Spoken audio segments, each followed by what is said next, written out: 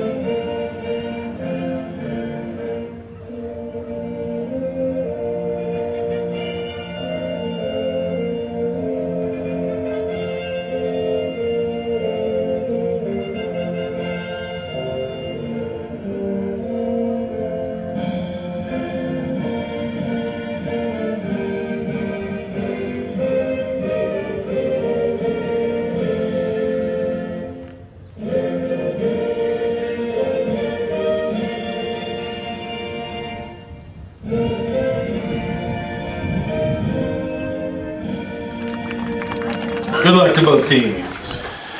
Well, Val, we saw this Maconaquah team earlier in the season over at Caston, and if you haven't got a chance to watch this team, they have a fantastic freshman pitcher in Booman. But she's not pitching tonight, and that is the big story. Bailey Carson is pitching, and Booman's playing second base. We don't know why. This is Maconaquah's 16th game, and Booman has pitched in 12 of the previous 15. But it was Carson who pitched in the other 3, and she's in the circle tonight. Okay. So that's the one big story tonight. The other big story for Rochester is Callie Watson is not in there. I don't believe she's even here. She had 3 hits. She had a double, a triple, and a homer against Wabash the other night. I think she had 6 RBIs, but she is not here. So Olivia Powell, the freshman, is catching. So we have an all-freshman battery with Powell and Mia Houdeshell. And then the other big story, Manny Heinzman's in the lineup tonight. She's batting 8th, playing first base. This is the first time she has hit all year. Yeah. She's been back for about 3 weeks. Came back April 21st against Whitco, but she's been flexed out. But I'm just looking out there. The knee brace is off. Oh, wow. So looks like the doctor has given the all clear, and I know Maddie has just been chomping at the bit to kind of be fully back. Yeah. And she is back now. So yeah. That is another big story. Well, we'll see without Callie. I mean, not only her offensive ability, but she's been a rock for the Zebras behind the plate, on defense as well. So we'll see if that plays into it. You've got a freshman catcher playing against a team that likes to run. This Maconaquah team has stolen 79 bases in 15 games. That's more than 5 stolen bases a game. Yeah. Wow. Rochester stolen 68 bases. Yeah. So they've run a fairly decent amount of time themselves. Number 71, the catcher. Again, the Maconaquah lineup: Rader, Butler, Mauser, the top three; Williams, Carson, Booman, the middle three; Maple, Barnes, Robeson, the bottom three; and the flex player is Clifton. For Rochester, Stells, Strasser, and Emma Houdeshell, the top three; Coleman, Hawes, and Mia Houdeshell, the middle three; Doran, Heinzman, and Durkis, the bottom three. And the first pitch from Mia Houdeshell to Amaya Rader is a strike. And their lineup is a little bit different. I think Mauser hit second when we saw them play against Caston. She's hitting third today. Maple was their leadoff hitter, I believe, when we saw them the last time. Maple is hitting seventh in their order today. Yeah, she was. Amaya Rader hitting .421 on the year. No homers and 8 RBIs. Pitch is high. Count is 2-1. Maconaquah is 9-6 and Rochester is 7-6. Maconaquah is 5-1 in the conference and Rochester's 3-3.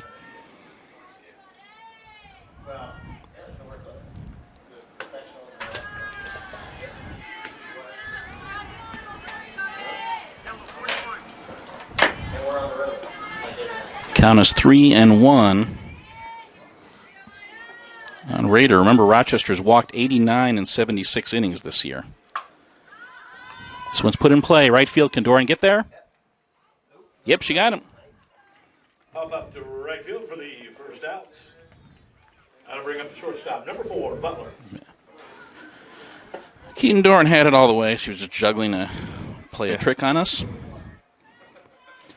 Besides Maconaquah at Rochester, the other TRC softball/baseball games today: Tippecanoe Valley's at Southwood, Manchester's at North Miami, Wabash is at Peru, and Whitco is at Northfield. Good pitch. Ground ball to first. Heinzman wins the race to the bag, and Butler's the second out of the inning. First baseman for the second out. That'll bring up the third baseman, 55, Mauser. We had a good look. That was right in on the fist. And she couldn't not extend her arms, and that'll bring up the third baseman, Aubrey Mauser. Again, I think the last time we saw Mauser, she was a catcher. Tonight she's playing third base. Mauser is a .447 hitter, 1 homer, 15 RBIs. First pitch is a strike. Maconaquah's team batting average is .328. Rochester's team batting average is .426. Maconaquah has hit 2 homers as a team, and Rochester has hit 9. Under the glove of Powell. 1-1 the count. Maconaquah scored 110 runs in 15 games. Rochester scored 140 runs in 2 fewer games.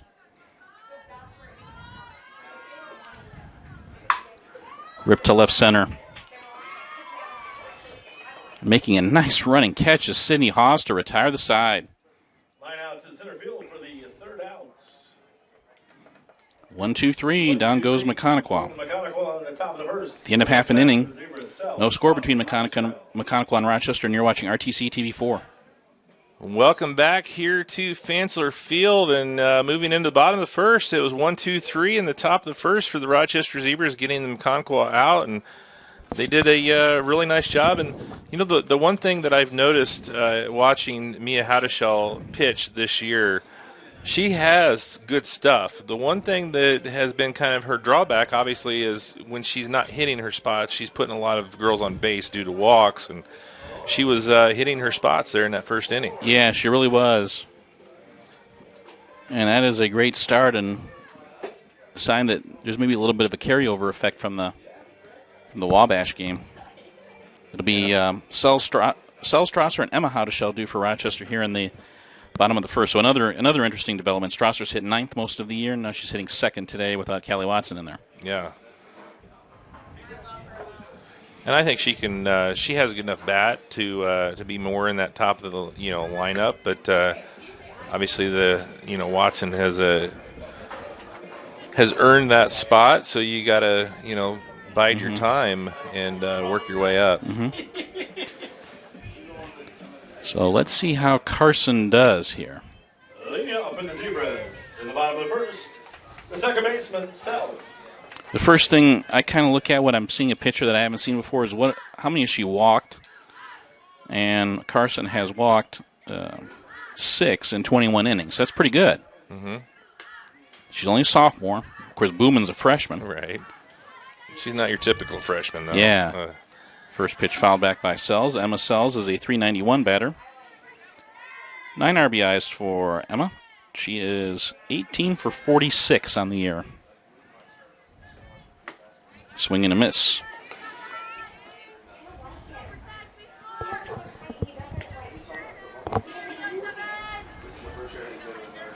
Emma has struck out only 5 times in 46 at-bats.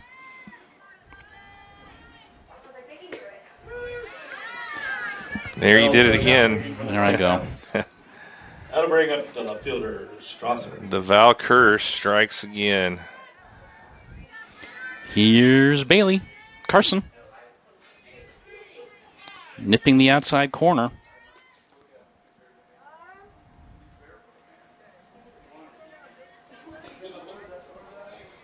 That's like when I used to go watch Purdue Penn State every time when they would play against each other in volleyball.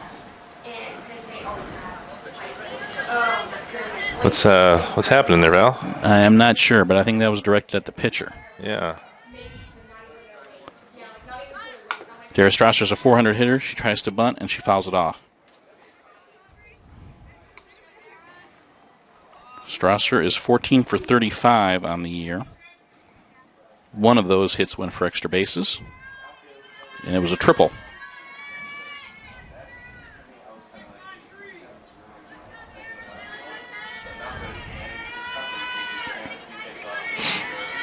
Where does Maconaquah go for softball sectional? You're going to... Guessing Twin Lakes? If I just had to guess. You're stumping me again, Steve. Oh, man. That's twice this week, isn't it? Yeah. Well, I'm just losing it.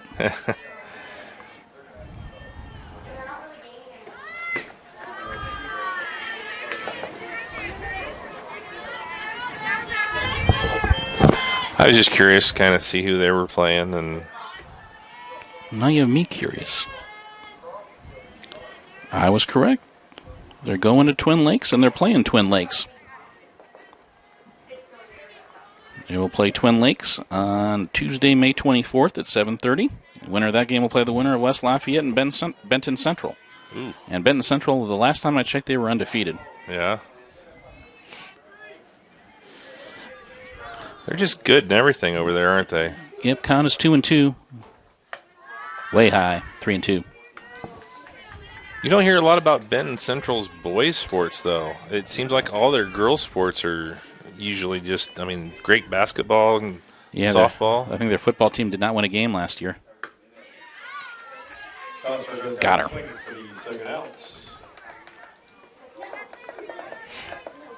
They'll bring up the number 3 hitter in the lineup for the Zebras. Shortstop, Hadashell. 2 up, 2 down, and it'll bring up Emma Hadashell. I think the last we checked, Emma was hitting, 771? She's getting hot again. She's up to 786, 33 for 42. And did that hit her? Must have. Taking the base. Did not see that, but must have nicked her. Brings up the cleanup hitter, the third baseman, number 1, Coleman. It'll bring up Kylie Coleman. Kylie playing third base today, hitting 349.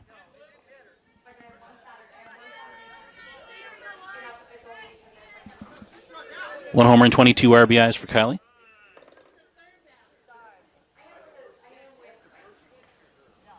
I think the Maconaquah coach asked the umpires to... Well, she didn't hit her. Okay. Oh, she tore her walk. She didn't clear her counter.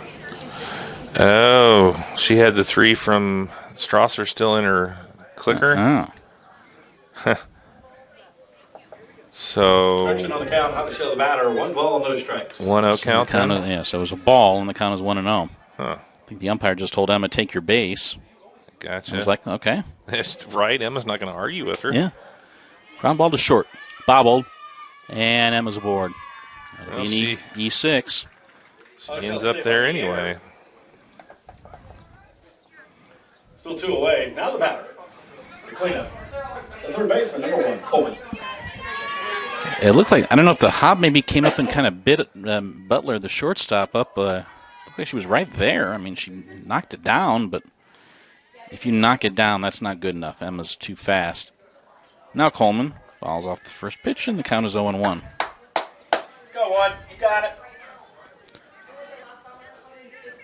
You got it. Stand.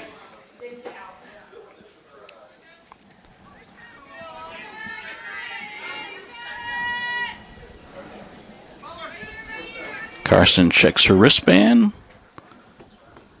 Low.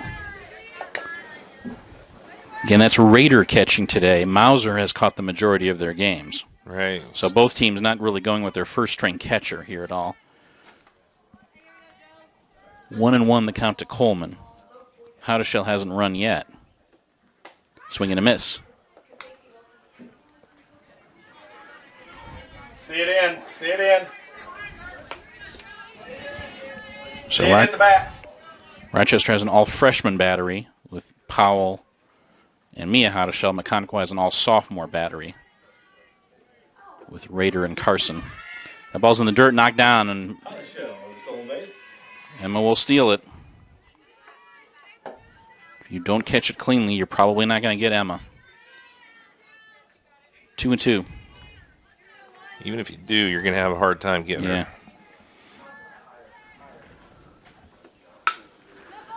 Line drive to center. That's a base hit. Here comes Emma trying to score. The throw is going to be late. The throw is not cut off. The throw down to second, safe.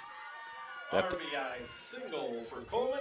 Advances to second on the throw.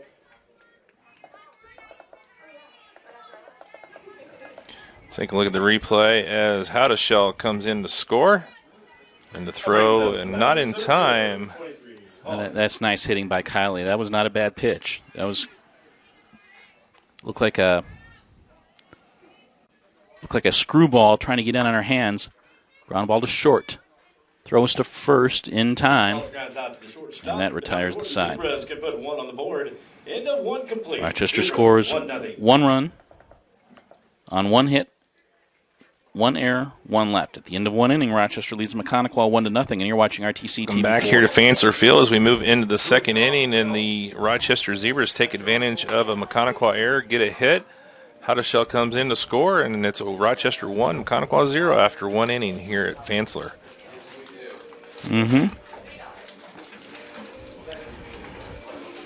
Well, Mia looked really good in the first inning, Val. Hopefully she can continue that here as we move into the second.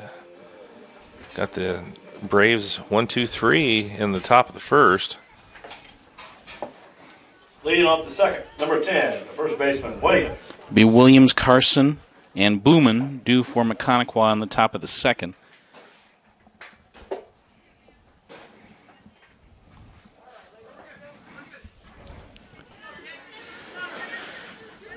Again, you keep them off the bases, and you keep them from getting their speed game going. First pitch is a strike to Kaliana Williams. She is a .319 hitter, 17 RBIs on the year. She leads their team in RBIs with 17. Foul ball, that hit like the knob of the bat. Didn't mean to swing. And she's kind of got a sheepish smile on her face like, I can't believe I did that.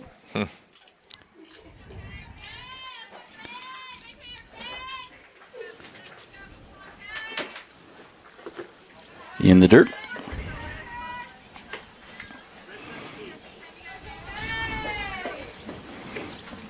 Some good news we found out on Facebook this morning. Becky Lee is expecting. Oh. Popped up. Congratulations. I did not see that. Yeah, she's due in September.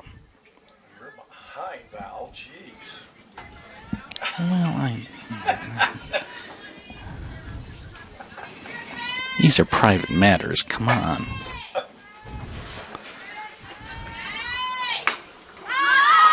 Popped up. Heinzman makes the catch. Williams pops up for the first out. Nice changeup there by Mia. I'll bring up the pitcher. Number 3, Carson. That'll bring up Bailey Carson. Carson is a .444 batter, 20 for 45. And 8 of her 20 hits are for extra bases, 7 doubles and a triple.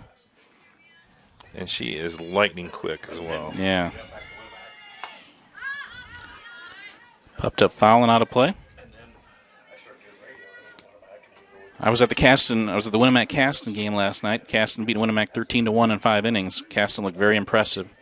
The new polls came out today, and Caston's again ranked number 2 in Class 1A.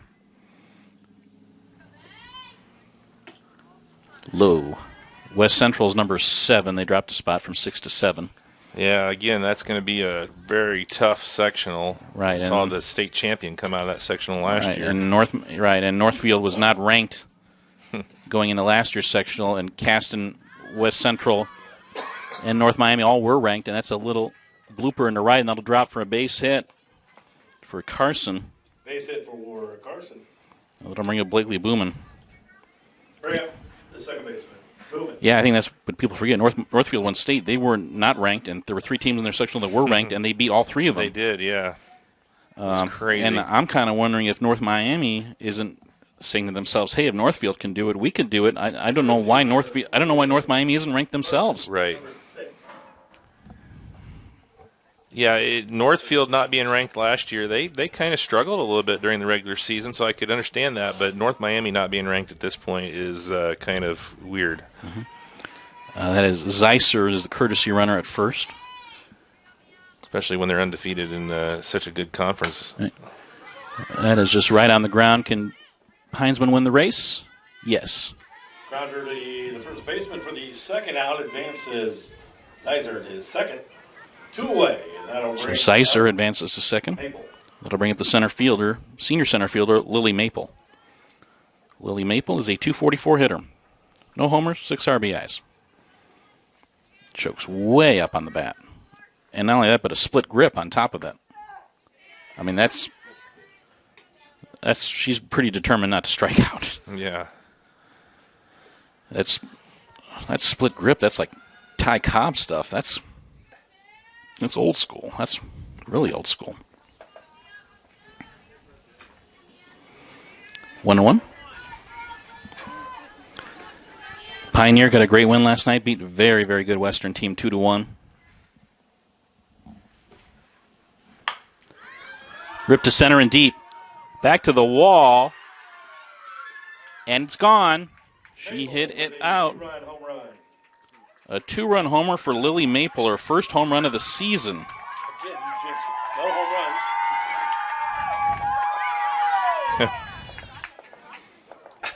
As Harry Carey would say, she was due. A 2-run shot, and Maconaquah takes a 2-1 lead. That'll bring up the left fielder, 32, Barnes.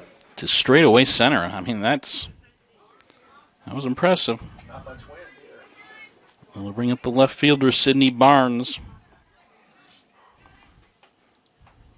Barnes is a sophomore, .258 hitter. She also has no homers and 2 RBIs. If I keep saying no homers, somebody's not going to hit a homer, and then people will say, well, Val, you saw it coming. Right? I don't know. Val, again, you're a genius. Yeah. Unless she hits one, too, and then you're going to... Then I'm going to deck It's going to be hard to get out of here at that point. We'll need an escort. A bodyguard, not an escort. Yeah. Yeah. Should be clarified. You better clarify that. Ball 3.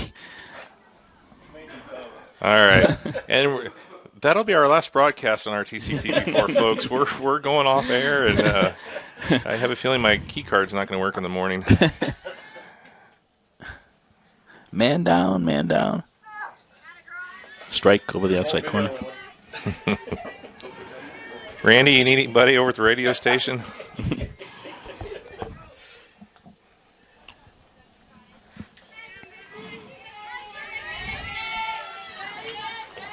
Robeson on deck. Pitches low.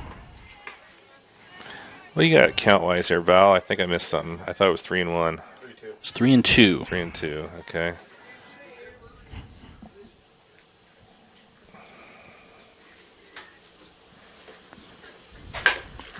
Grounder, third base. Fielded cleanly by Coleman. She throws to Heinzman for the out, and that retires the side. Third baseman for the third out. Not before.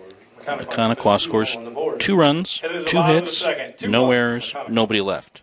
At the end of an inning and a half, Maconaquah leads Rochester 2-1, and you're watching RTC TV4. Hey, welcome back here to Fansler and Maconaquah. Val, much like Rochester in the bottom of the first, got it done with 2 outs. And big home run by Lily Maple, and now they're in front 2-1 after an inning and a half. I think these are pretty favorable conditions for hitting. I mean, at some place, like when you go to Valley, when it's cold out, the wind's blowing out. Here, I think when it's warm out, it's when the wind blows out. So I'm not expecting a 2-1 final score, but of course that I just said it out loud. So there I go again. I think if you go to Valley, the wind's blowing no matter what the temperature is. Yeah. I mean, it just. Mia Heinzman, Doran, and Heinzman due up for the Lady Z's in the bottom of the second. First pitch by Carson. Strike. Mia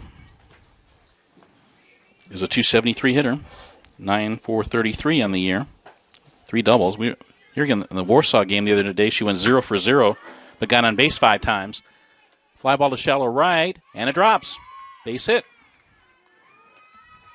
That looked a lot like the base hit that Bailey Carson got in the top half of this inning. Just a little blooper to right. Mm-hmm. Right. How to sell first. Brings up. Right field 11 for. Again, sometimes the outfield's playing back. They've got to come in a ways. But at the same time, you want the outfield to kind of take charge out there. It's, I guess, not as easy a play as we might think because both teams have struggled with it.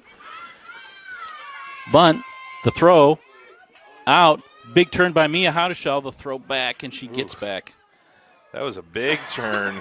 I don't know. You want to be aggressive, but you don't want to get out. Doran out at first, but moves Heinzman to second. 1 away. So a sac bunt for Keaton Doran. Runner at second with 1 out. That brings up the first baseman, number 5, Heinzman. And Manny Heinzman is batting for the first time this year, and she is wearing a brace now. Inside. Yeah, I think we talked about this on Talking Sports. Maddie is a good hitter. She's, I think, hit .324 last year. Mm-hmm. And seemed to get just a lot of clutch hits last year. She chokes way up on the bat. Line drive, foul. And again, Maddie's played a lot of travel ball. She is, along with Heinzman and Watson and Coleman, they all play in the same travel team. And Hawes, they all play in the same travel team together.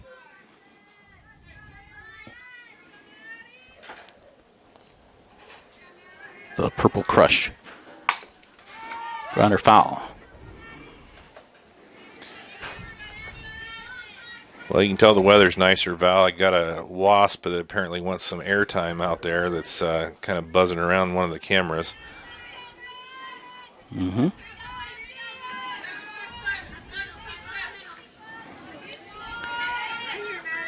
They be wanting to talk. They be wanting some airtime. Escort. You've got to. You've got to be kidding me. Technically, I don't think wasps are bees.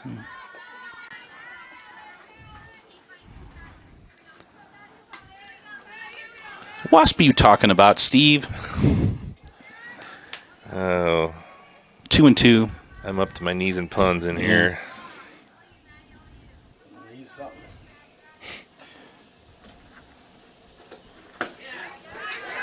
Got her. Strikes out for the second out.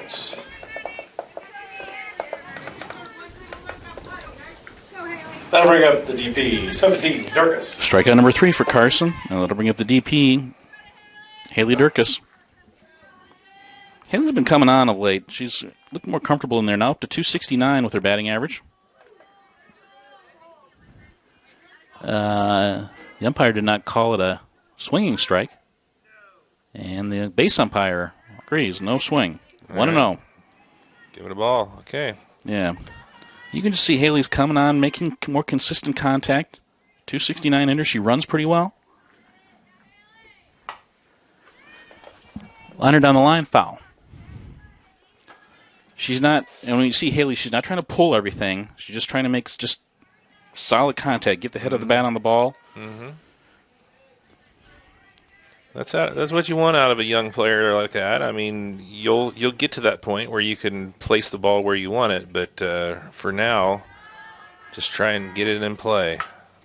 Little flare to right field. That'll drop for a base hit, and it'll get by the right fielder. Coming in to score is Mia Hadashell, and Durkis is in there at second with an RBI double, and the game is tied 2-2. RBI double for Durkis.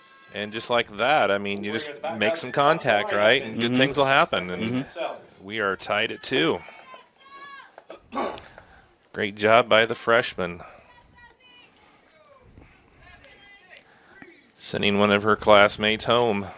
We got Emma Sells. Puts it in play. Grounder to third. Throw to first is in time by Mauser. Not before they can put one across the board. End of 2. We're tied at 2. Rochester scores 1 run, 2 hits, no errors, 1 left in the bottom of the second. At the end of 2 innings, Rochester and Maconaquah are tied 2-2. And you're watching RTC TV 4. Welcome back. Moving into the third, all tied at 2 after 2 here at Fancer Field. And the freshman Haley Durkis got it done, putting the ball out in the outfield, and Hadashell scores from second with 2 outs again, and knots the game back up at 2 here, Val. Yeah, just really nice to see for Haley because she seemed kind of overmatched when she. Yeah, 3 weeks ago she seemed a little bit overmatched, and now she's really earned her spot in the lineup.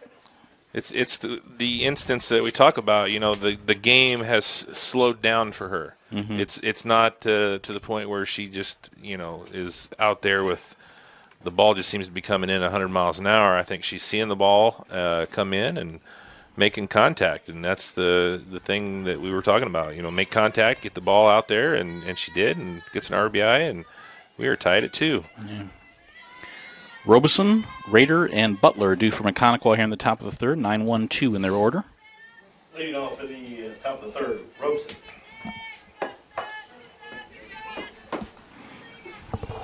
And Hadashell has pitched well. I mean, obviously the one that was hit out, she probably wants back, but I don't think she hasn't walked anybody yet, has she?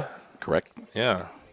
And I can say that because I won't jinx her. Yeah. You don't say that.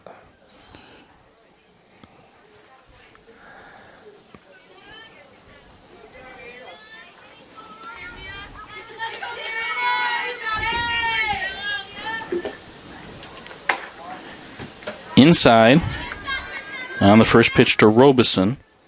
Robeson is a senior, and she is a .333 hitter, but she is only 3 for 9. So I'm guessing she's played in 14 of their 15 games, so I'm guessing she's been flexed out a lot. She's only batted 9 times. Barnes wearing number 70, Robeson wearing number 77. Count is 2-0.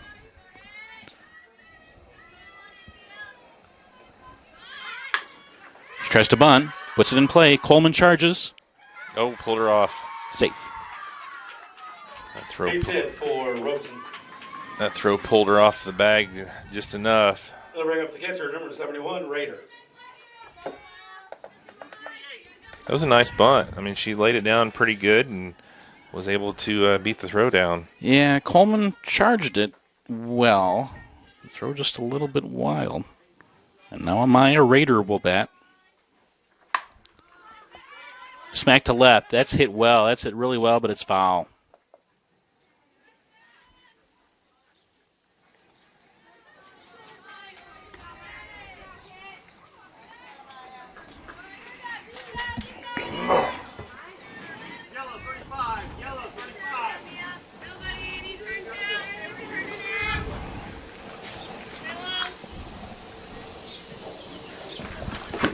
Pitch by Mia Hadashell's popped up.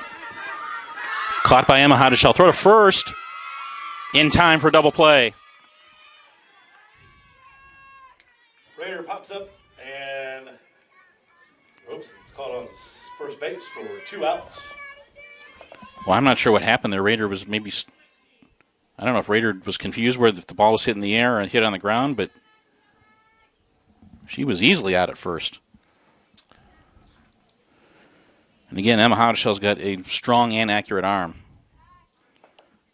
Pitch is low to Mackenzie Butler. Butler grounded to first, her first time up. Robeson got picked off. Yeah, excuse me, Robeson. Yeah. Robeson was doubled off.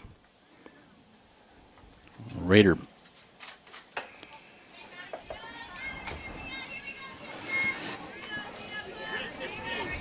So the top 4 batters in their batting order are a combined 0 for 5 so far.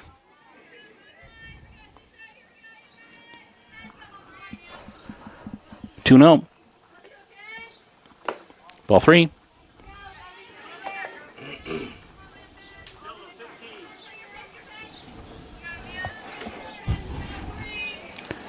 Coach Carson yells out an instruction. And then Butler goes, "Can you repeat that?" Again, with nobody on and 2 out, I'm not sure what you can say. She shows bunt and fouls it off. Was that a 3-0 count? It was. And she bunted with nobody on and 2 out.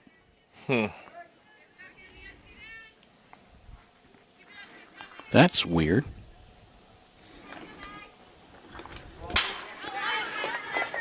Base on balls. Powell recovers it at the backstop. But Mackenzie Butler is aboard. Third baseman, 55, Mauser. Runner at first, 2 outs, and you've got a senior in Mauser coming up who's a 400-plus batter. I would have to think Butler will be on the move here. You want to give Mauser an RBI opportunity here inside. Maconaquah's lost 6 games. They lost to Oak Hill, Logansport, Caston. We were at the Caston game. They lost 10-0 to North Miami. That was only a conference loss. They lost a non-conference game to North Miami.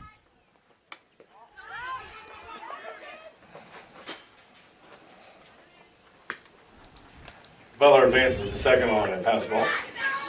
Pass ball, and Butler advances to second.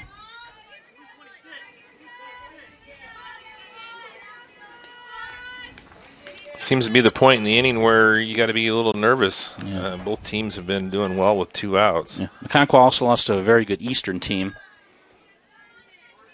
We've got that pitcher, Macy Cohn, who we were hoping to see. Unfortunately, that game got canceled. Eastern's game against Rochester got canceled. Well, that's been so long ago, I forgot about that. 3-0 to Mauser. Strike called.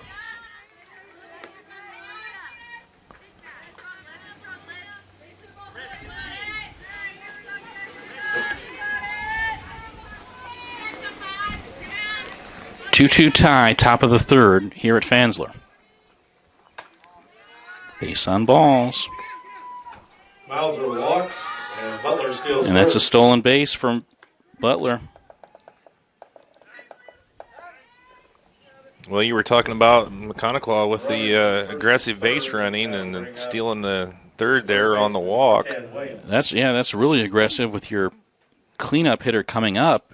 You risk making the third out at third base, but they were confident that Butler could steal the bag, and she did. And now that is Coach Overmeyer out to talk to the entire group. And I think some of this has to do with pitch selection to Kaliana Williams, but I think a lot of this has to do with how are we going to defend this first and third play? Are we just going to give Mauser second base? Or what are we going to do? Well, I think with an inexperienced catcher back there, I'd hate to risk that throw, wouldn't you? Yeah. I mean, very rarely do you see him make a play on that in softball anyway. Grounded to second. Knocked down by Sells. Flips to Heinzman for the out, and that retires the side. Second baseman for the third out. No runs. For Maconaquah. Bottom of the third, tied 2-2. No runs, 1 hit, no errors, 2 left. At the end of 2.5 innings, Rochester and Maconaquah are tied 2-2, and you're watching RTC TV. All right, moving into the bottom of the third, we are all tied at 2 runs apiece between Maconaquah and Rochester. And nice job by Mia Hadashell to get out of that jam, to get a dangerous hitter like Williams out with 2 on base. Yep. And now Rochester's got the heart of their order coming up with Strasser, Emma Hadashell, and Coleman. Lady Z scored 13 in the first against Warsaw. They scored 8 in the first against Wabash. They scored 1 in the first today.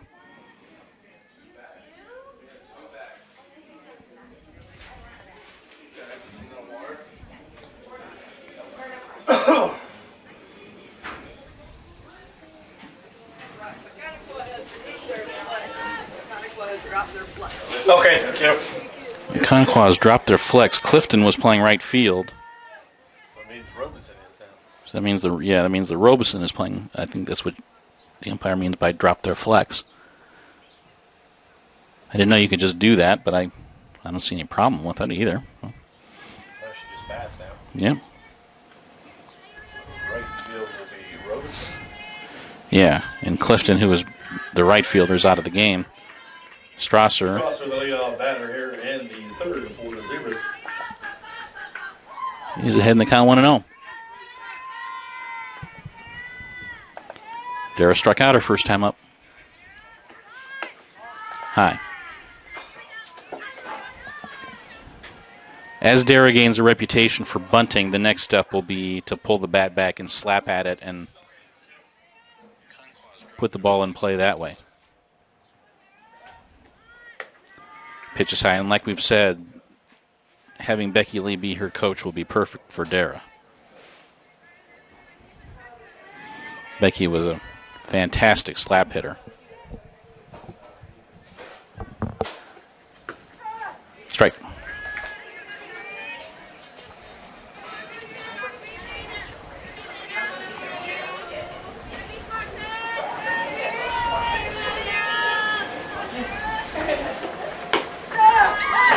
Takes the strike. 3-2. Not sure what happened there with Dara. It looked like a buntable pitch, but she maybe thought, oh, maybe it's ball 4. 3-2. Base on balls. Strasser walks.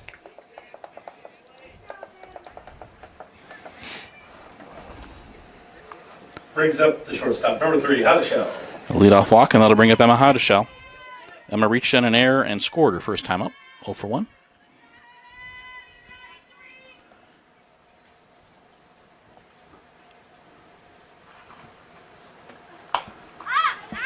Popped up foul. Looked like Emma might have expanded her strike zone there. But when you've been hitting like Emma, she's been hitting everything. It's .786 was her batting average coming into this game. Line drive off the glove of the first baseman and into right field, and that is a single. Base hit for Hadashell. Strasser in second. And Well, she just keeps adding baseman number 1, Coleman. to that average. And how do you defend her? I mean, you play your outfield back because she's a power hitter. Yeah. But she's got speed. She can pull the ball. She can hit the ball at the opposite field. She can. I mean, she just hits the ball everywhere. Yep. And she hits it hard everywhere. Kylie Coleman, the batter. Kylie had a single and an RBI her last time up. Timeout.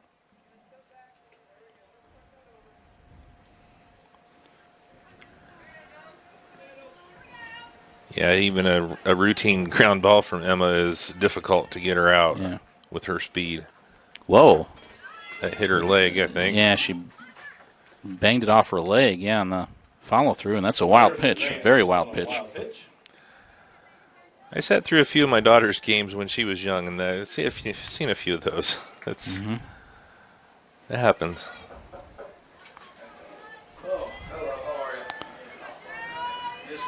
Thigh will be done. Swing and a miss by Coleman. 1-1 the count. Did you like that one, Steve? Not sure that you did. I think I got you muted.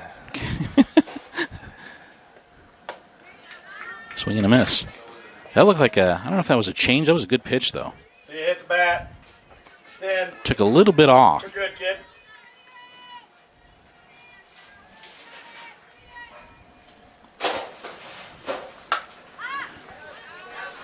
Popped up foul. Stay alive, that's it. Well, Addison Zimpelman was in the top of her form in the circle last night against Winnemac. Yeah. I mean, the wind was blowing out, but That's a tough lineup, too. I mean, right, against a tough lineup, but it does, if you're getting if you're getting lots of ground balls and strikeouts, the wind blowing out doesn't matter so much. Mm-hmm. And she just got a whole, she allowed a home run to Ella Gearhart, who, of course, Ella Gearhart had a walk-off homer off Addison last year at Winnemac Town Park, but yeah, and then so Ella got her again. That's been a long time. Has Caston softball ever beat Winnemac before that? Well, that's a good question. Yeah, I thought that was a thing last year we were talking about. Yeah, if it's a first, I think it's probably the first time a Jen Belcher coached Winnemac team has ever lost to Caston. Yeah, definitely first time on conference. Hoosier North Conference anyway. Yeah. 1-2. Make it 2-2. That sets the table for the big one coming up on Tuesday over at World Center. Yep, Caston still has to play Triton, which I believe is tomorrow, and Pioneer still has to play LaVille, finish off that LaVille game on Friday. That is a weird deal there, isn't it? Yep. Popped up. Shortstop. Caught. Coleman pops up for the first out to bring up the center fielder, Hawes. So Butler hauls that one in. Runners at second and third with one out for Sydney Hawes. Hawes has grounded to short.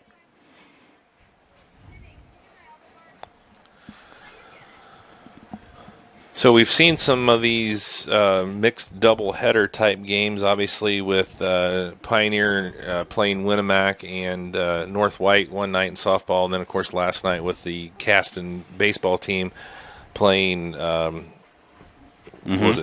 Pioneer and then Argus. Yeah. But on Friday, Pioneer softball heads up to Culver to play the Academy. And then when they're done there, they got to get back on the bus and head up to Newton Park. Yeah, to play an inning. To play half an inning. Half an inning. Yeah, they're up by. I think they were up by 12. So if they can get LaVille out without them getting under 10, then then they're done. But that's kind of one of the oddest situations I can remember for a while. Yeah.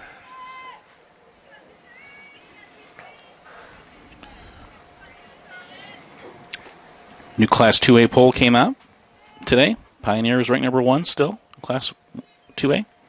Hebron is number 2. Boone Grove's number 6. Gosh. Pitches in the dirt.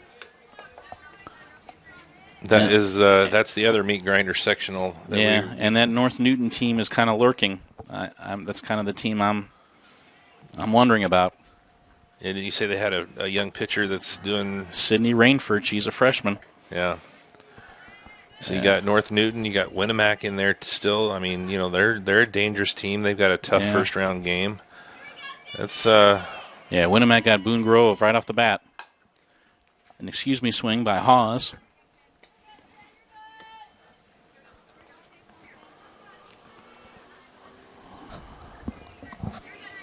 Is it 2-1? Yep. 2-1 the count. Runners at second and third with one out. Hawes rips one foul. Carson tried to jam her there, and Sid got around it. Sid has always said she doesn't mind when opposing pitchers pitch her inside. It's the outside stuff that's kind of opposite of what you hear a lot of times from a hitter. I mean, normally they like that outside stuff.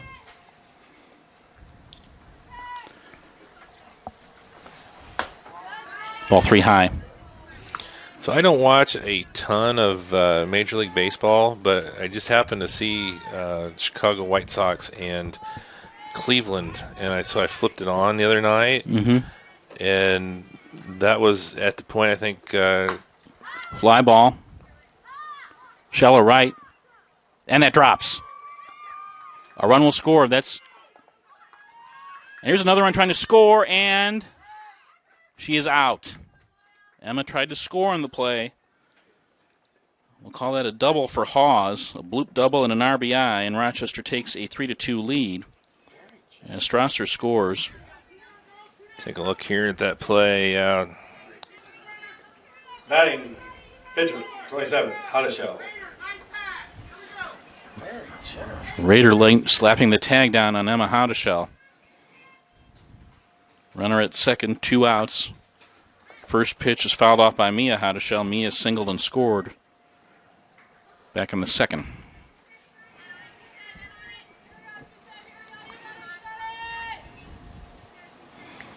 Right field has been an issue so far for Maconaquah.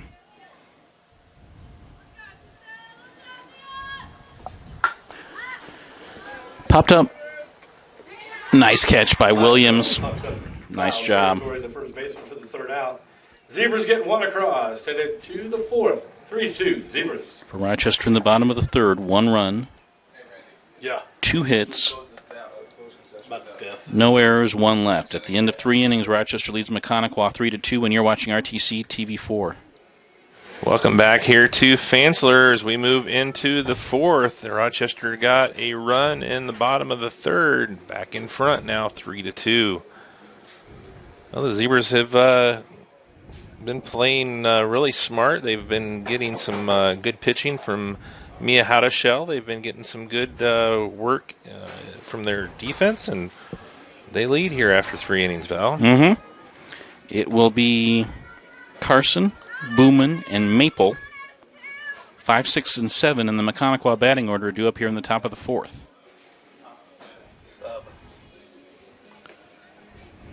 Weigel.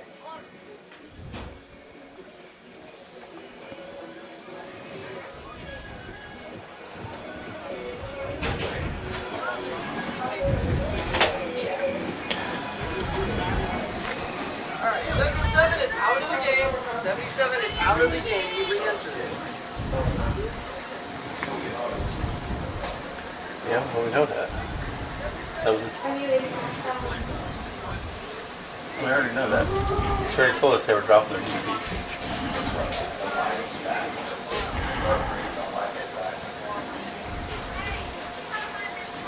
Okay, now they're getting lined up right.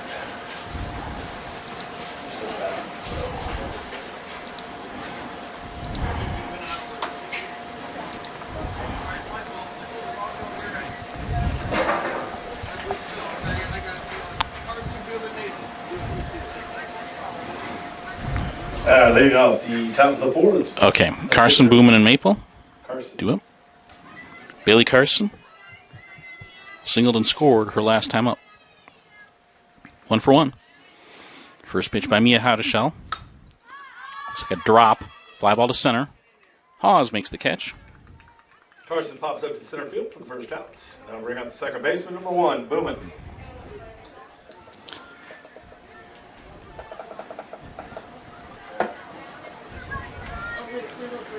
Okay. Rochester's had a lot of good defensive center fielders over the years. Would you be talking about Sid or Maya Musselman or Terrence Stockberger? Bailey Irwin. Back when she was Bailey Abbott. Yeah. And, of course, the best of them all was Riley Holland. Last but not least, Riley was awesome. Awesome defensive center fielder. 1-1.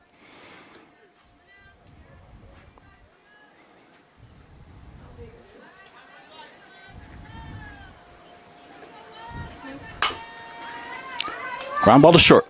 Emma gobbles it up and throws to Heinzman for the out. Grounds out to shortstop for the second out. That'll bring up the center fielder, number 2, Maple. 2 up, 2 down, and Lily Maple, who hit a 2-run homer her last time up, will step up. Well, other than Lily Maple, you know, Mia's done a nice job. I mean, not a lot of really hard contact here by this Maconaquah team tonight.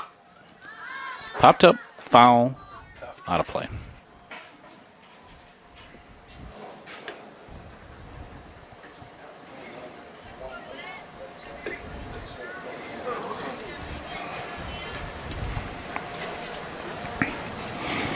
Obviously, the big game in the TRC tonight is involving Manchester and North Miami.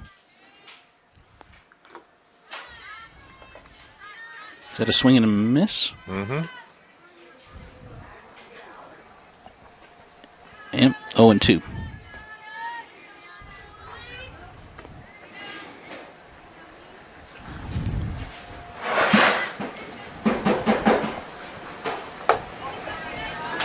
Change up way high. 1-2.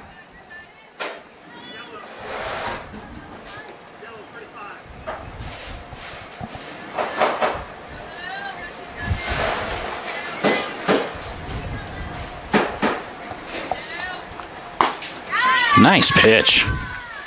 Maple strikes out for the third out. Headed to the bottom of the fourth. 3-2 Zebras. So Mia gets her revenge on Maple. No runs, no hits, no errors, nobody left. At the end of 3.5 innings, Rochester leads Maconaquah 3-2, and you're watching RTC TV4. Welcome back here to Fansler, moving into the bottom of the fourth. Rochester, Val, they're getting it done on the defensive side. They're getting some runs on the offensive side. Looking really good here tonight. Well, that last pitch by Mia, that was a really nice pitch. I don't know if that was like a curve or something. It kind of zipped. It was almost like it picked up extra spin as it got to home plate, and whiffed a pretty tough senior hitter in Maple. Yeah. Yeah, she's looking really good tonight. It'll be Doran, Heinzman, and Durkis, the 7, 8, 9 hitters in the Rochester lineup, due here in the bottom of the fourth.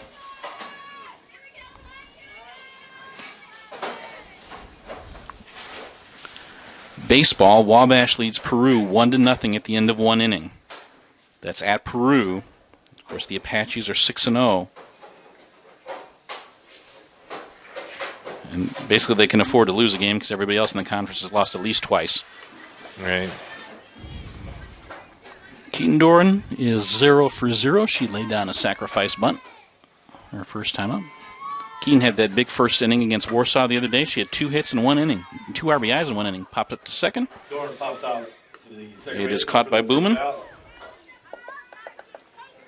And that'll bring up the first baseman, number 5, Heinzman. 1 up, 1 down. That'll bring up Manny Heinzman, who struck out her first time up.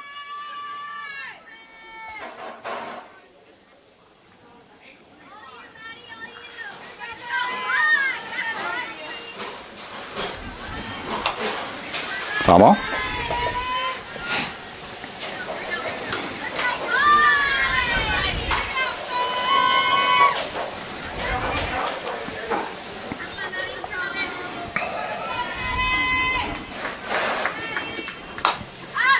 Foul ball.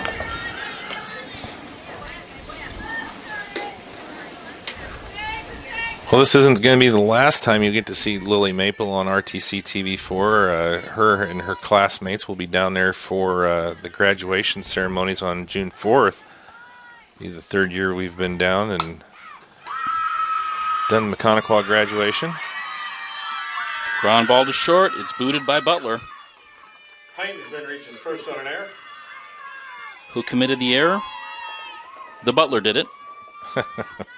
Runner at first with 1 out for Haley Durkis. Batter of the DP, Durkis. Mic drop. Dun-dun-dun-ch.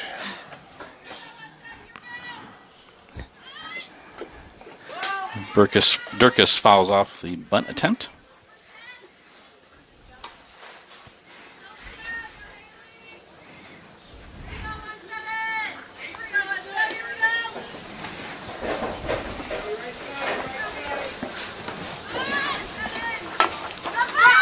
Puts the bunt in play. Throw by Mauser is in time to Booman. Sack bunt for Durkis. Moves Heinzman to second. That'll bring up the leadoff Sells. Sacrifice, 5-4. Runner at second with 1 out. Excuse me. Runner at second with 2 outs. 2 outs, yep. Emma Sells is the batter.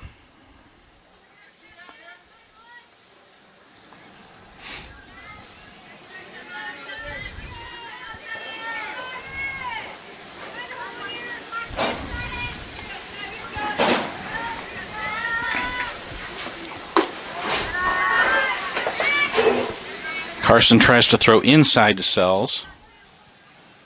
It's too far inside, and the count is 1-0.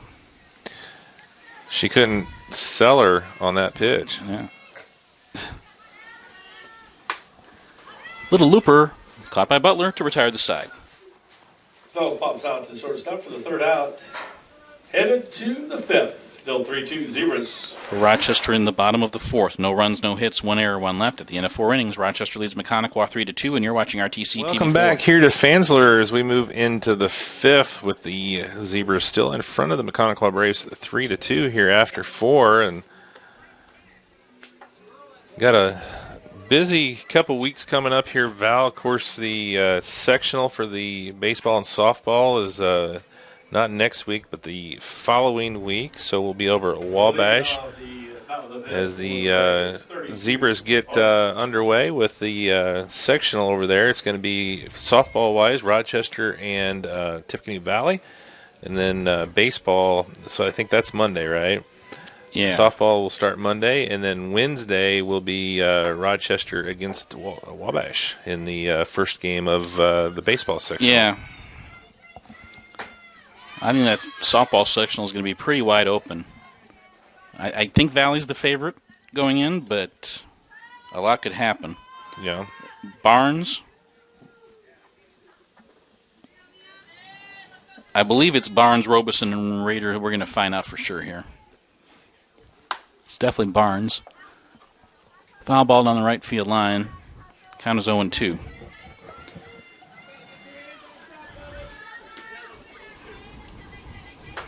That Whitco team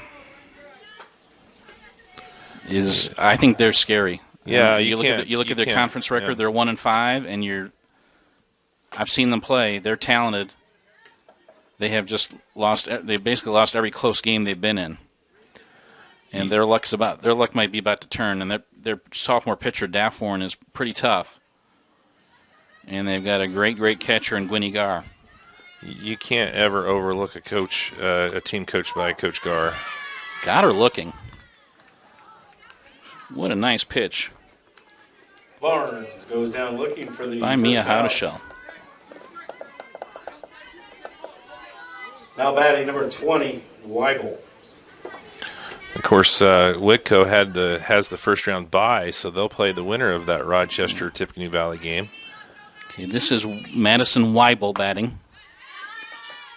0-1. It seems like Mia's just got a really good feel on her pitches.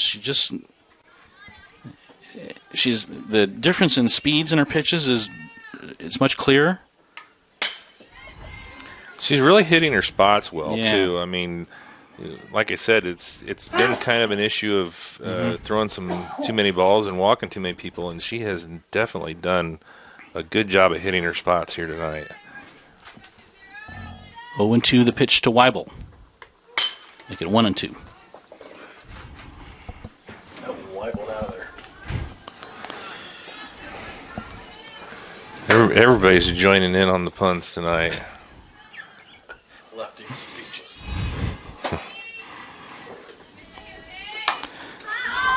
Popped up. Emma. 2 down. Weigel pops up for the second out. That'll bring us to the top of the order. The catcher, 71, Raider. And rank up a minor rate. And the thing is when you get ahead in the count, even if you don't throw a perfect pitch, sometimes that happens. Mm-hmm. Raider has flown out to right and popped into a double play.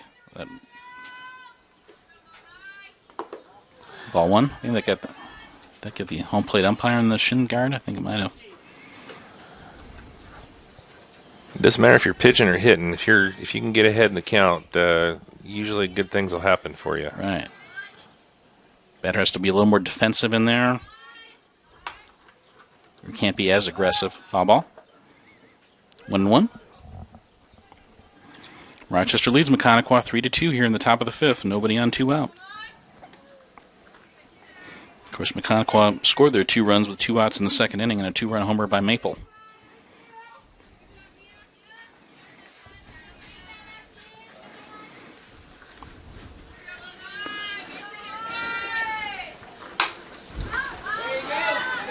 Fly ball to left. Base hit for And they'll Raider. drop for a base hit. Amaya Raiders aboard with a 2-out single. Kind of a little flare out in the left field. Strasser couldn't get there. The shortstop, number 4, Butler. They'll bring up Mackenzie Butler. Butler has grounded to first and walked. Butler's a senior, came in hitting .295. Let's see if Raiders on the move. In the dirt.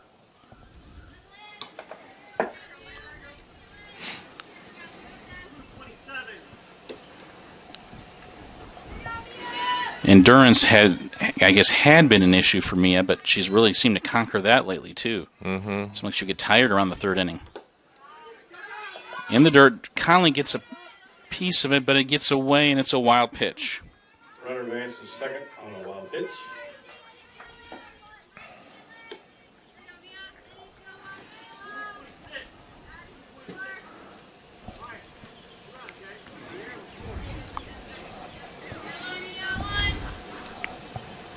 Coach makes a call, but I think the call here is just get a base hit. Strike. Butler also has, she's choking up and she has a split grip. So the right hand and the left hand are not together on the bat. They're split by about an inch or two.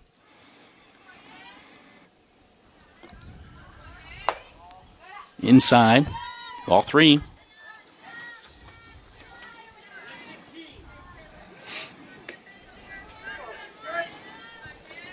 Butler has struck out 16 times in 44 at-bats this year. I imagine with that way she chokes up, I'm surprised she struck out that much. Foul ball. 3-2.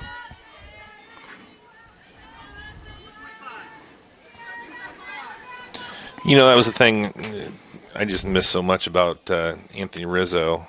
You know, he was one of those guys. You don't see it very often in the majors. When a guy will choke up like that. Walks. First runner is first and second, 2-away for the third baseman, number 55, Mauser. Butler walks, and now here's a big situation. Lady Z's up by 1. And their big senior bat, Aubrey Mauser, she's a 447 hitter. Up at the plate. Ripped to left and deep. And caught by Strasser. Lights out to the left field. No run. It's hard to tell from here how close to the fence was she. I think about 5 feet in front, if I were to guess. Yeah. Nice job by Strasser. No runs, 1 hit, no errors, 2 left. At the end of 4.5 innings, Rochester leads Maconaquah 3-2, and you're watching RTC. Welcome back here to Fansler, moving into the bottom of the 5th, and Val, Rochester got out of a little bit of a jam there in the top of the 5th with 2 on, and Mauser up. She flew out to deep left field, and the Zebras were able to retire the side, but Maconaquah keeps inching closer and closer, but right now the Zebras are holding on 3-2. I think this is a big inning in the circle for Carson coming up. Because you've got Strasser, Hadashell, and Coleman due up. You're already down by 1. First 3 batters for the Zebras here in the bottom of the 5th. We're now 3rd time through the batting order. So you know these are veteran Lady Z's hitters who I know Strasser's a freshman, but Hadashell and Coleman are, and then if anybody gets on Hawes, they're veteran hitters. They made the adjustments. Yeah. And you want to stay 1 run down if you're Carson. Again, the Lady Z's kind of playing spoiler here. I mean, Maconaquah is in sole possession of 2nd place as we speak. They've got one loss. North Miami's undefeated.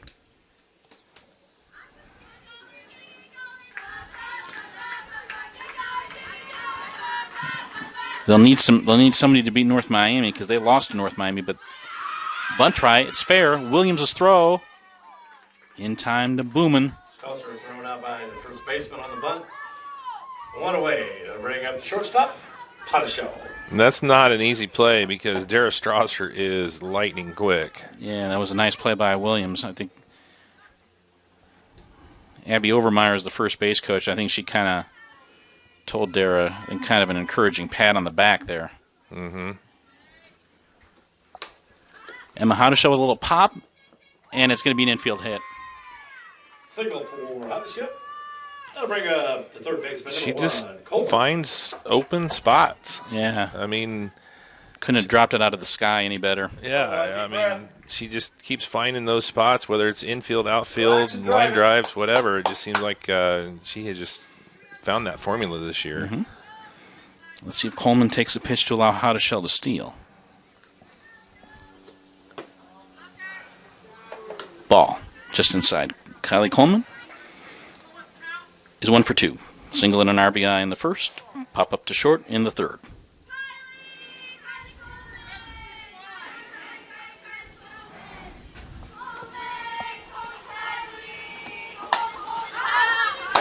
Popped up foul. Keep your eye on it. See it. We're seeing the return of chatter a little bit. Had it gone away? Yeah, kind of. Yeah.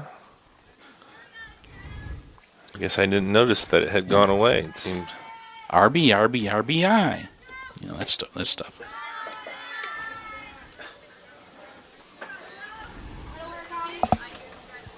Two and one. It was as if it stopped becoming cool. Mm-hmm. It's cool again.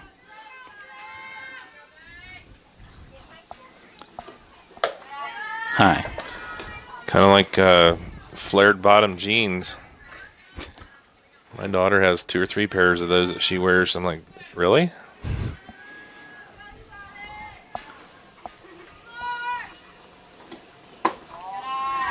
Coleman walks, puts runners. It's based on balls. Second. 1 away for the center fielder, 23 Hawes. Ladies have been pretty patient in this game. I mean, they've taken some close pitches just out of the zone. Now first and second with 1 out for Hawes. This is a huge at-bat for both teams right here. Hawes was grounded to short, and she drove in a run with a bloop double her last time up. Strike.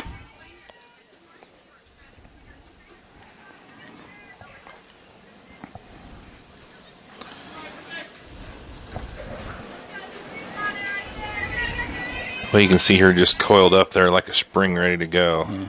She's just waiting for that one to hit. In the dirt.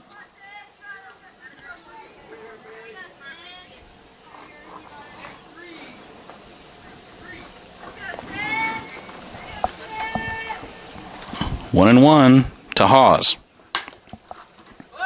Foul ball, 1-2.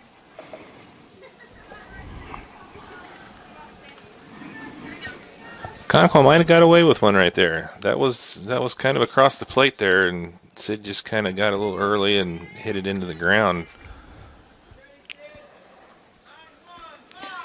That's 20. Sid got her 20th RBI of the year earlier in this game.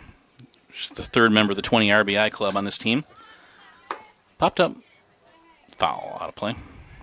Emma Hoddeshell leads the team with 27 RBIs. Kylie Coleman got her 23rd RBI earlier in this game, and Sydney Hawes got her 20th. You get 20 RBIs in a season, you're having a good year. Callie Watson has 18. Flare looked like off the end of the bat, maybe. Foul ball. Count hangs at 1-2.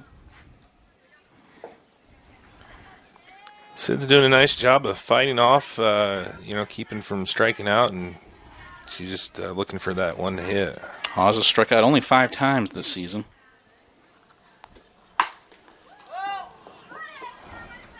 Foul ball.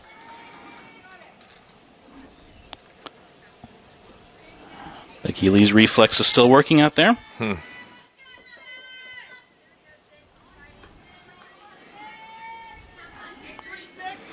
Mia Hoddeshell on deck. Still 1-2. Fly ball to left. Hit very well. But foul. Boy. Over the fence. She's getting closer.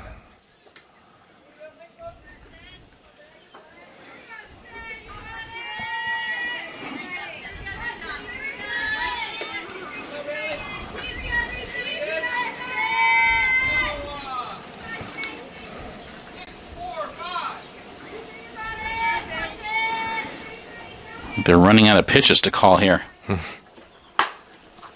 Hammered again, foul. She's working that third baseline, but still not able to get one in the field. We've talked a lot this year about a lot of Rochester's big hits have been to right center field and right field. Sid's been pretty pull conscious this at bat. Let's see. She makes the adjustment. Another 1-2 pitch. Foul out of play.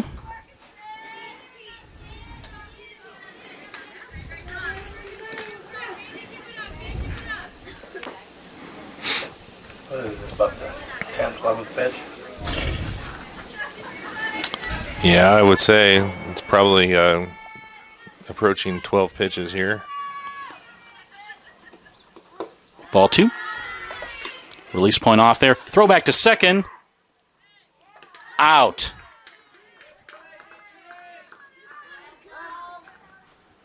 And Emma Houdeshell is picked off. Houdeshell picked off at second base for 2 outs. Count is 2-2. Runner at first with 2 outs. That changes things.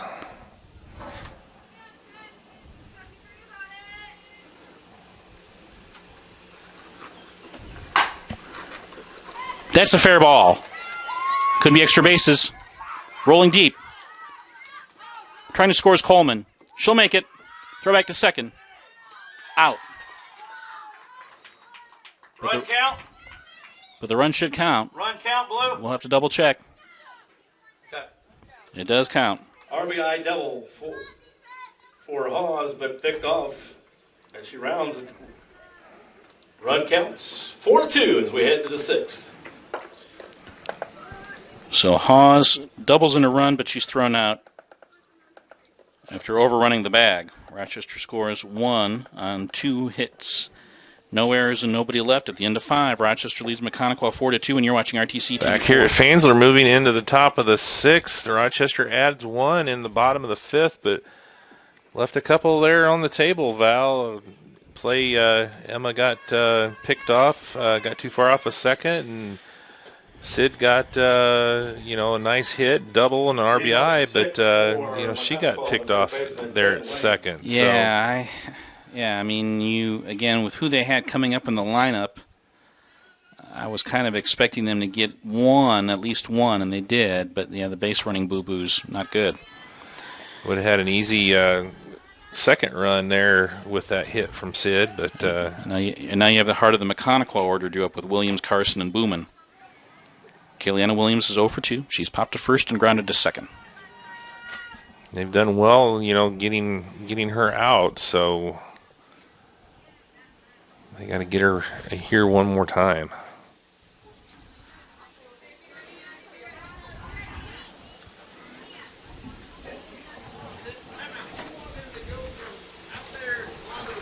Yes, sir. That's what our rules indicate. They should be on the field with us. Thank you. Maconaquah coaching staff was asking about, I think Booman is kind of warming up in the quote-unquote bullpen. Mm-hmm. And I think they wanted her to warm her up kind of on the JV field or outside the field to play. Maconaquah did, and the umpire said, no, you got to warm up in the whatever the designated bullpen area is on the field to play.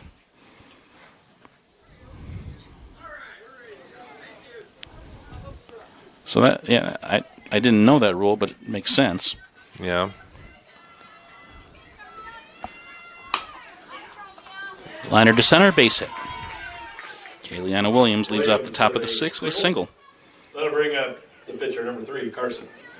That will bring up Bailey Carson. Carson is singled, and she's flown out to center. 1 for 2, she scored a run. Let's see if a bunt is a possibility. When Maconaquah was down by 2, if they were down by 1, I'd be pretty certain she'd be bunting. She's not bunting. She swings away and fouls it off.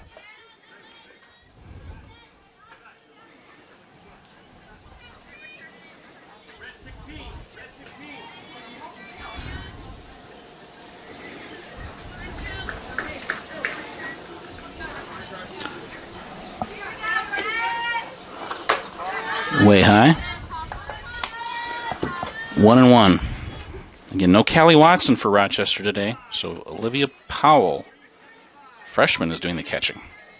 It's an all-freshman battery of Mia Houdeshell and Olivia Powell. Powell's been solid back there. I've been impressed. Yep. Didn't know what to expect, not seen her behind the plate yet. Mm-hmm. Some of the little details about framing she'll get in time. Mm-hmm. 2-1. Ball 3.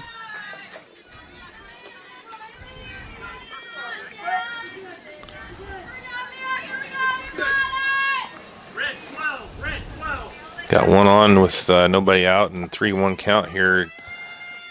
Hopefully Mia can find a way to get this out here. Base on balls. That one was in the dirt. Carson walks, pitch runners first and second, no outs, and the batter. Number 1, second base. That'll bring up Blakely Booman. Booman is grounded to first and grounded to short. Now do you bunt with Booman here?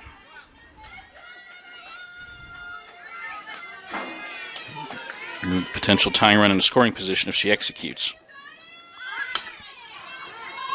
It's a bunt. Throw. Throw back to the plate. Safe. Everybody's safe. Bowman with a bunt. Safe at first, and the run scores on the throw. An RBI bunt single. Great hustle by Williams as she scores all the way from second on a bunt single. 4-3 now. Runners at first and second. I was just going to say, as soon as she laid down that bunt, that Booman, it's not necessarily going to be a sack bunt. I mean, she's fast enough; she can outrun it, and she did. 6 for 1. Entering the contest. If you're a Rochester fan and you're just now seeing Booman for the first time, if she comes in to pitch, that's another thing that she can do very, very well. Yeah. She's going to be a thorn in the side of a lot of TRC teams for the next 3 years after this year. Zeiser is back in the game as a courtesy runner at first base. Maple is Zeiser has re-entered the game as a courtesy runner at first. Pitch is high. No. He pulled. Zeiser is just in the game as a pinch runner. Pulled Booman. Yeah. Fly ball to right, hit well. Hit very well. Can Doran get it? Nope. Goes overhead and one hops the fence. She hits the cutoff. He throws back to Hottishell, but it's an RBI double for Lily Maple. This game is tied 4-4. Carson scores on the play. Zeiser goes from first to third.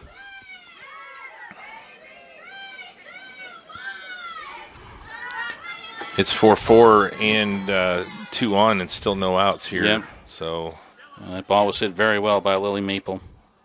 I want to bring up Sydney Barnes.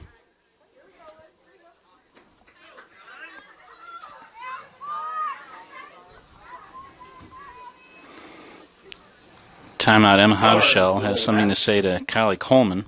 Runners second and third, no outs.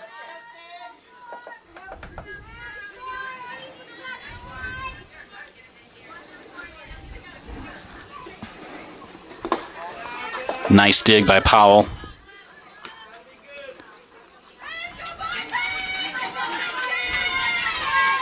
This is where the coach says you got to be a wall back there. Mm-hmm.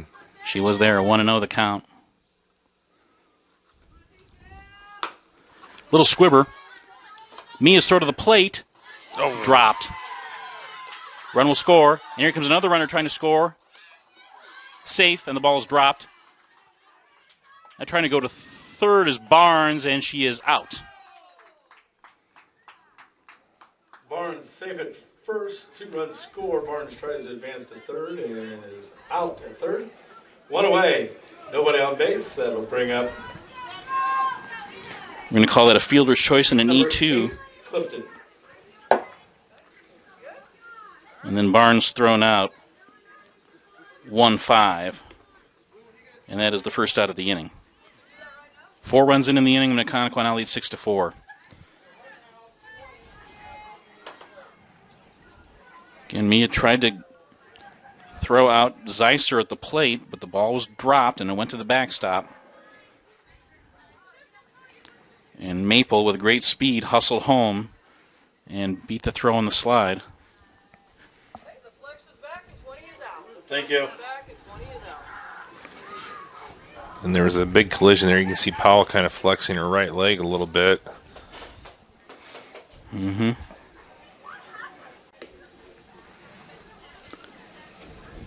That was a good play there, Mia. It looked like the throw was going to be in time, just not able to catch it clean. And 2 runs end up scoring there for the Braves. This is Anna Clifton batting. Shows bunt. She misses. She offered. She's down on the count 0-1. Clifton started the game as the flex player. This is her first at bat. This is the 9 spot in their order. Robeson was their 9 hitter in the DP.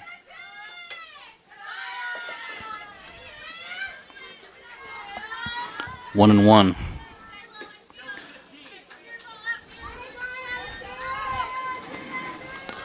Some base running mistakes by Rochester in the bottom of the 5th, and it seemed like Maconaquah used that to take the momentum. Bunted, foul ball. Coleman let it roll, foul. Well, the Braves are trying to keep pace with that 1 loss in the conference, hoping that somebody can pull off a win versus North Miami, who's undefeated. Right. Of course, the Lady Z's will be at North Miami next Wednesday.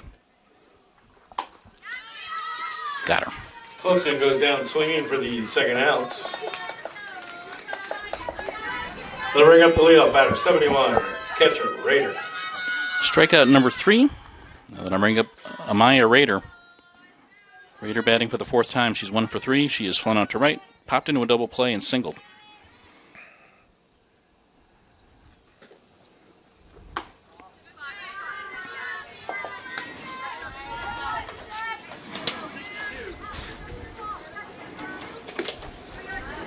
Lily Maple had 2 extra base hits all season coming into today. She has 2 extra base hits in this game. Off the glove.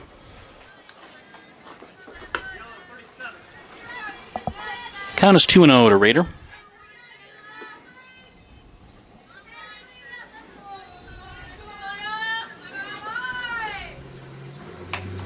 Make it ball 3.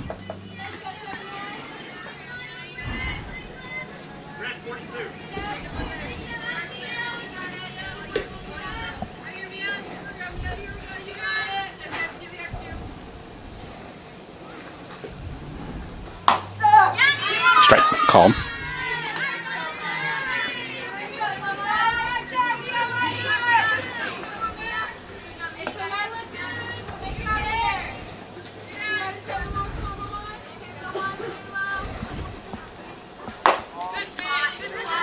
Inside, base on balls for Raider.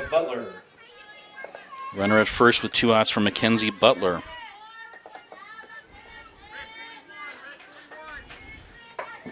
Butler's 0 for 1, but she has walked twice. Another good hitter.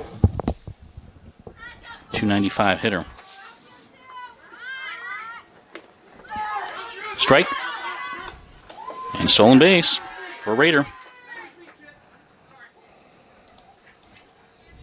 Stolen base for Raider. Count is 0-1.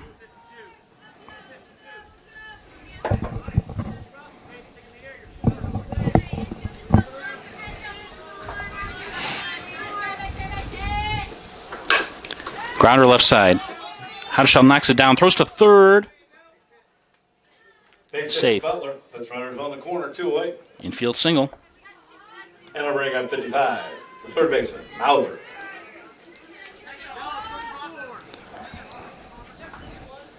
That was a nice effort by Emma just to knock it down. And really the only chance she had at getting any kind of out was at third. Mm-hmm. But she threw late. North Miami beats Manchester 10-0 in 5.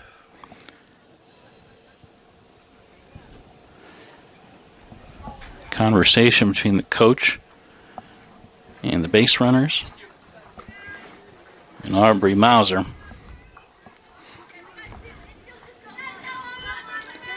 Mauser lined out to deep left her last time. This is, and I think maybe one of the subject of conversation, will she take a pitch to allow the runner to steal second? Pitch is in the dirt, the runner takes second. Second and third now. Butler goes to second. 1-0 the count. Now you got a really, really big out here. Mm-hmm. You want to, again, assuming Booman's coming in, it's going to be a bit of an uphill climb, but must stay just 2 runs back, way high. This is kind of how you learn about mental toughness. when things aren't going your way, how do you get through the tough situation?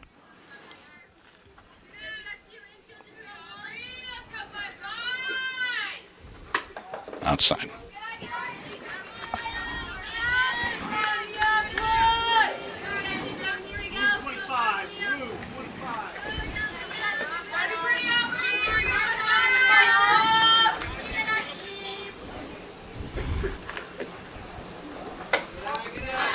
Base on balls. They're loaded.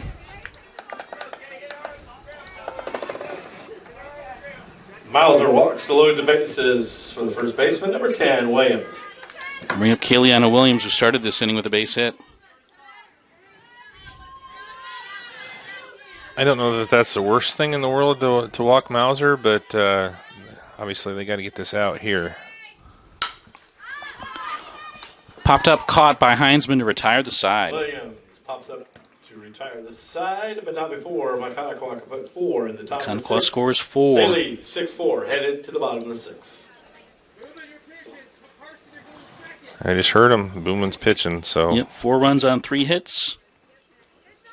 1 error and 3 left at the end of 5.5 innings. Maconaquah leads Rochester 6-4, and you're watching RTC. Back here to Fansler, moving into the bottom of the 6th, and now the Maconaquah Braves, Val, with 4 runs there in the top, have taken a 2-run lead, and in comes the freshman Booman, and it's going to be a uphill battle here for Rochester with Booman in the circle. Yep.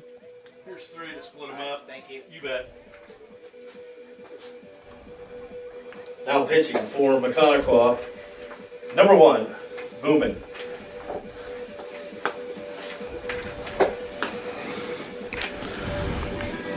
And for Rochester, it'll be Mia Houdeshell, Doran, and Heinzman, 6, 7, 8 in the batting order. Heinzman to start the 6th for the Zebras. Again, Blakely Booman, this is their 16th game, and this is her 13th pitching appearance. So she has been their workhorse. She's a freshman.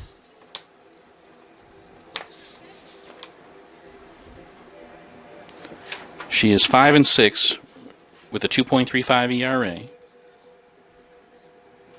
She does have 1 save on the year. 74 1/3 innings. She's allowed 69 hits, so less than a hit per inning. 50 runs, but only 25 earned runs, and she's walked only 25 in 74 1/3 innings. Only 1 walk every 3 innings. That's nice. And 86 strikeouts. Now, that's not Haley Kripe type numbers, but still more than 1 an inning. Yeah, she's just a freshman, too. Mm-hmm. That walk number is the one that really impresses me. Yeah, she doesn't beat herself, in other words. Yeah. She doesn't give the other team base runners without earning them. Yeah, and when we saw her, she's got just the full repertoire. She's got the full variety of pitches. Yeah.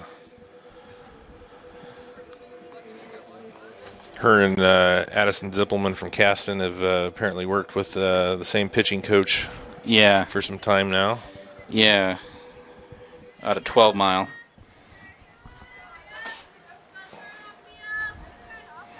Mia Houdeshell is 1 for 2. Houdeshell, the batter for the Zebras. She has singled and fouled to first. First pitch by Booman, put into play by Mia. Booman to Williams. For the first out. In time. 1 up, 1 down. That'll bring up Keaton Doran. Doran is 0 for 1. She laid down a sacrifice bunt, and she's popped to second. Keaton came in hitting .389 on the year. What a wonderful surprise she's been, offensively and defensively. I feel like we're going to see a lot of her in the volleyball court in the fall. Home plate umpires talking to the pitcher.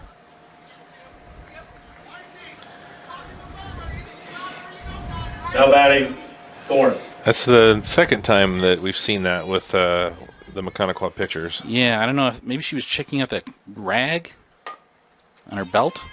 Put into play. Ground ball. Butler's throw. Just did get her. Thorne grounds out to shortstop for the second out.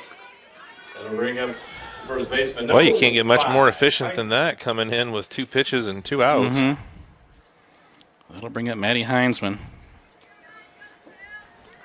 Heinzman struck out and reached on an error. Well, Keaton ran hard down the line. That was just a bang-bang play. Yeah. Got her. I was looking at that thinking, okay, this is going to be close. Strike. Boy, you'd love to get Heinzman on base here, at the very least. Start off in the 7th. In the very worst, you'd have your leadoff hitter due up in the bottom of the 7th. Right.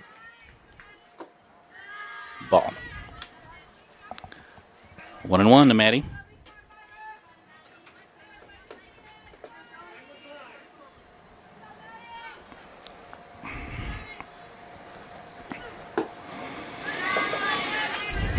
Inside. 2-1.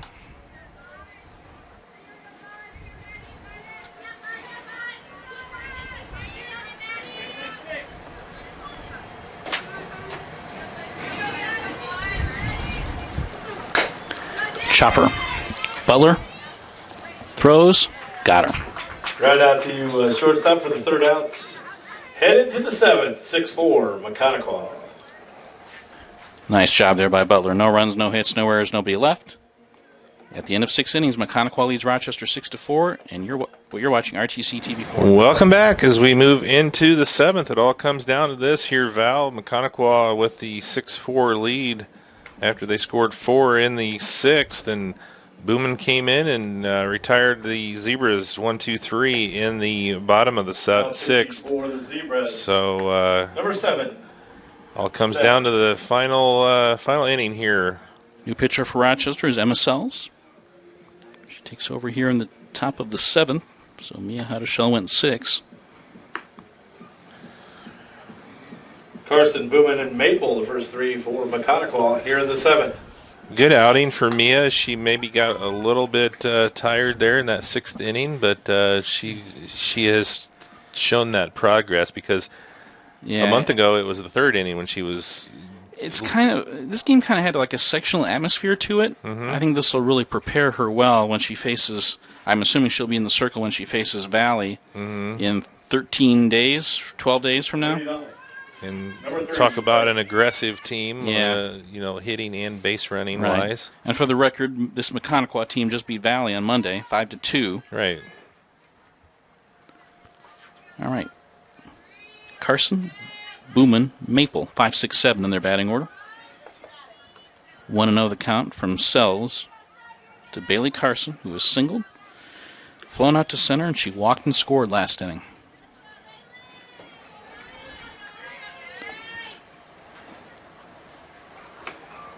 Did she go? No. Ball 2. Carson's a sophomore. She doesn't look like a sophomore. She plays like a senior. Mm-hmm. Just looks...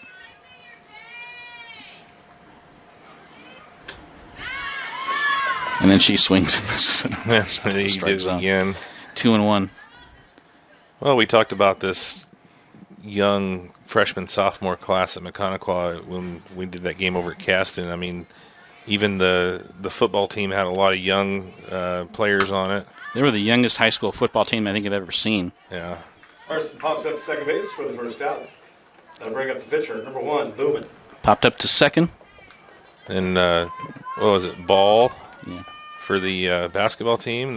Josiah. Really good-looking freshman big man for them. I mean, yeah, they got some nice young kids there. By the way, that is Haley Durkis now playing second base. She was the DP. Popped up. Emma makes the catch. Booman pops up for the second out. Nice job by Sells to get inside. That'll bring up center fielder, number 2, Maple. Well, if they can get out of here, I mean, you're looking at, what, 9-1-2? Mm-hmm. So crazier things have happened, even with Booman in the circle. So Durkis, who was the DP, is now playing second base, and then Sells moves from second base to pitcher. So I believe Mia Hadashell is now just the DP. Okay. She's not on the field right now. 2 up, 2 down. Fly ball, right center. Hawes has got a long way to go, and she's not going to get there. One hops the wall, rounding first. She's going to try for third. Throw by Durkis. Wild throw off the side of the dugout. She's going to try and score. Throw by Coleman. Out of the plate. A triple for Maple. Triple, and but she's thrown out by Coleman. Good throw by Kylie, right on the button. Headed to the bottom of the 7th, 6-4, Braves. And Powell slapped on the 2 up tag. for Rochester. Durkis, Sells, Strasser. 9-4-5-2. No runs, 1 hit, no errors, nobody left. At the end of 6.5, Maconaquah leads Rochester 6-4, and you're watching RTC TV4. All right, it all comes down to this. The bottom of the 7th, Maconaquah leads 6-4. Almost added another run there in the top of the 7th, Val, but Lily got a little bit greedy there. She had the triple. It looked like she tried the El Mago, the Javi Baez. She tried to do the little swim move at home plate, but nice job by Olivia Powell to get the tag down. But that was a really good throw by Kylie Coleman. That was right there. Yeah, it was a good job by the Zebras staying keeping that thing alive. Yeah. And I mean, it helped that the ball kind of bounced off the dugout, gave first pitch strike to Durkis. Durkis has doubled and laid down a sac bunt. She's 1 for 1. She'll be followed by Sells and Strasser. Zebras can get 2, we'll go extra. If they can get 3, they'll win. If not, Maconaquah will get the TRC win. Comebacker, Booman Williams. Pitcher for the first out. She's faced 4 batters. She's gotten 4 ground ball outs. Bring up the leadoff batter. Yeah, that's the problem. Booman is in the circle for Maconaquah, and she doesn't give up much. It's kind of a heavy ball that she throws, and it's hard to lift it up in the air. Sells is the batter. She struck out, grounded to third, and popped to short. Foul ball. But again, I like to see what Sells and Strasser do in this situation against Booman, because neither of them are going to try and do too much. They're just trying to get the bat on the ball. They're basically just kind of slapping at it. Mm-hmm. I mean, they know that to see the ball kind of sink anyway. Mm-hmm.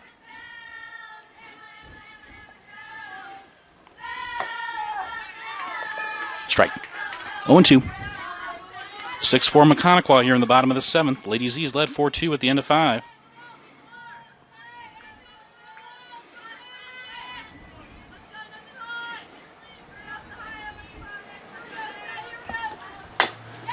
Put in play. Booman to Williams. Sells with the ground out back to the pitcher. 2 outs. Bring up the left fielder, Strasser. 2 down. Come down to Dara Strasser.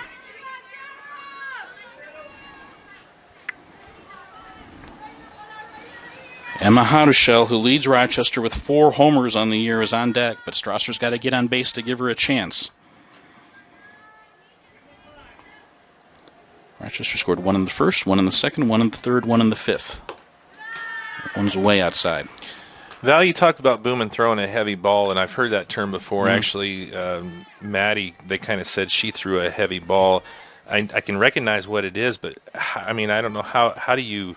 Is it just something they do, or how do you do that? I think it's just that late spin downward, and it just it's coming down so hard. Yeah, it makes it hard to lift in the air. You know who had to throw a heavy ball? Haley Gottschall. Oh yeah. She was so good at so many different pitches. I mean, you learn a lot just watching Haley Gottschall pitch and carve through these great lineups. Strike. 1-2. By the way, Pioneers number 1 in the state in 2A, and Sullivan's number 3. Yeah, they got a lot. They had a lot of players back from last year.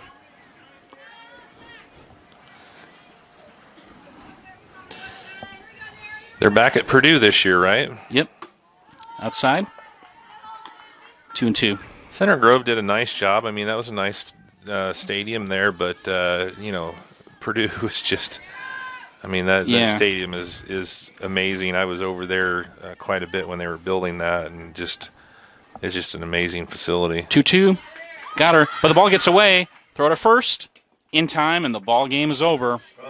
And the Maconaquah Lady Braves have come into Fansler and defeated Rochester 6-4. No runs, no hits, no errors, nobody left in the bottom of the 7th, and Maconaquah wins at 6-4. Maconaquah improves to 6-1 in TRC play, and the Ladies drop to 3-4.